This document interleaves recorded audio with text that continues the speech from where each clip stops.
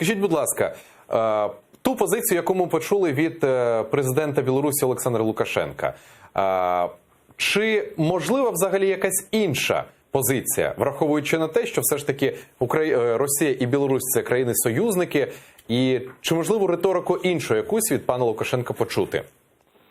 Ви ведаєте, від Лукашенка ви ніколи не почуєте ніяких слов, які б не подобалися Путіну. І тому він обов'язаний, інакше він не буде Лукашенком і не буде тут правити.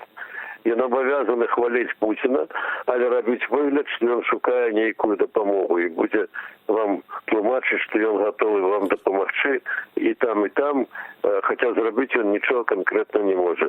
Це придаток путінської політики і, на жаль, він гандлює і Білорусі, і білоруською незалежністю.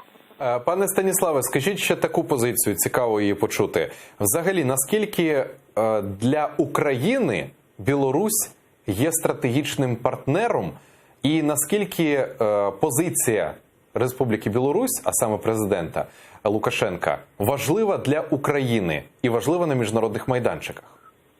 Ви знаєте, Лукашенко, я повторюся, буде робити все те, що загадає йому робити Путін. Але такий вигляд, що це він незалежно приходить до такої виснови.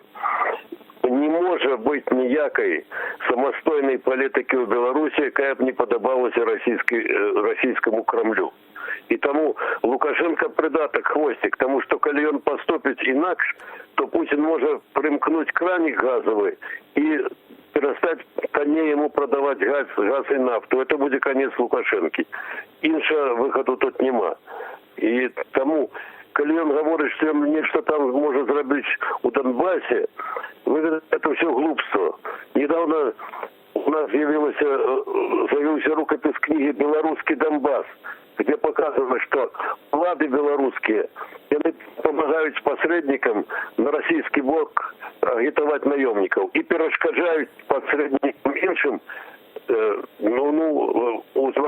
патріотичної сили України шукати охотників, допомогти Україні. Так що це проросійська політика Лукашенки, на щастя, вона не розділяється більшістю білоруського люду.